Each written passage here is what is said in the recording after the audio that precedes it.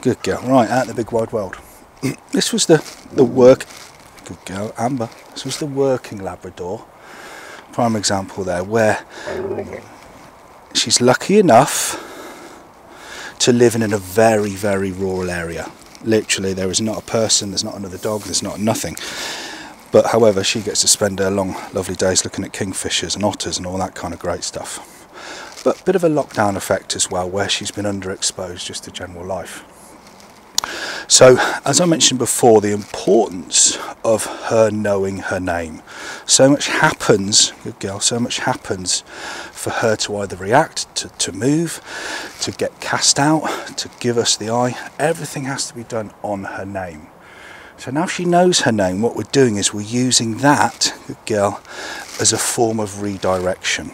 Alright, what's she looking at now? No idea. But everything that she does look at and she does become anxious about, good girl.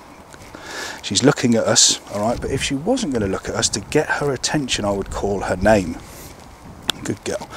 And I've spoke about it before in terms of reaction or potential anxiety within dogs. If you let them look at something and you let them stare at something, they're going to build with tension, they're going to build with nerves, fear, worry, stress. Amber, good. Little growl there, don't even know, oh, it's a car, alright? So what we're doing is we're using her name as a redirectional tool, okay? You could use a clicker, click, she would look at you, you would reward as a redirect. But in this case, because she's going to go into a working environment, we're using her name. Amber, good. She's looked at the car, she's processed the car, but I'm not allowing her to stare at it. 1, 2, 3, Amber, good. So we're knocking her out of that fixational state. Okay, good girl. Every time she looks at me voluntarily, every time she looks at me of her own accord, Amber, good. Without me calling her name, and I did it then because she was just starting to stare at something. I don't even know what she's looking at because I'm concentrating on her. Every time she looks at me of her own accord, she's going to get an interaction. She's going to get praise. She's going to get rewarded or some positivity for it. Good girl. Good girl. Well done. Sniff of the fingers. She knows I've got a bit of kibble. But again, she's got to remain engaged with me to have it. Person walking across here, how's she going to react? Let's see how she goes. So I'm going to step out of her line. Good girl. She's remaining engaged with me, which is good. Good girl. Good girl. Let her learn, let her process, let her absorb what's going on around. Good girl. No need to redirect her there, but we rewarded her because she remained engaged. Okay. One thing you can do, using her name, 1, 2, good girl. Using her name to redirect her, or a clicker, it's exactly the same principle.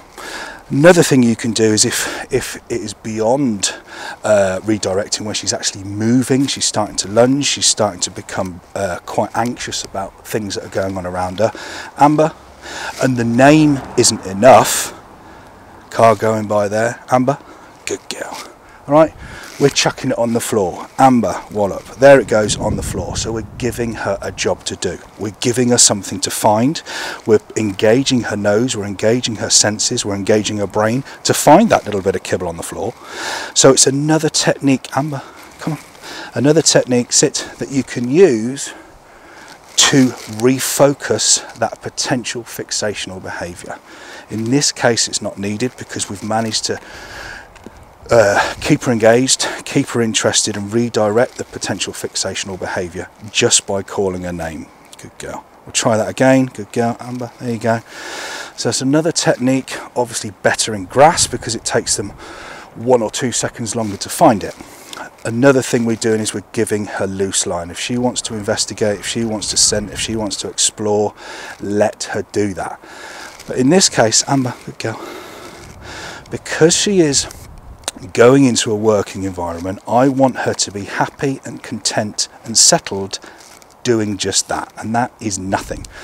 I want you to be sitting on your backside looking at me, and if you're not looking at me, you're looking where I'm looking, because you're going to want to be looking and marking where all the birds are going. But at this stage, good girl, we are just knocking her out of this behaviour of reacting to things that she hasn't seen, or she's not used to seeing, or she's not comfortable seeing. So this is good, isn't it, mate? This is all good. Good girl. Good girl. Girl.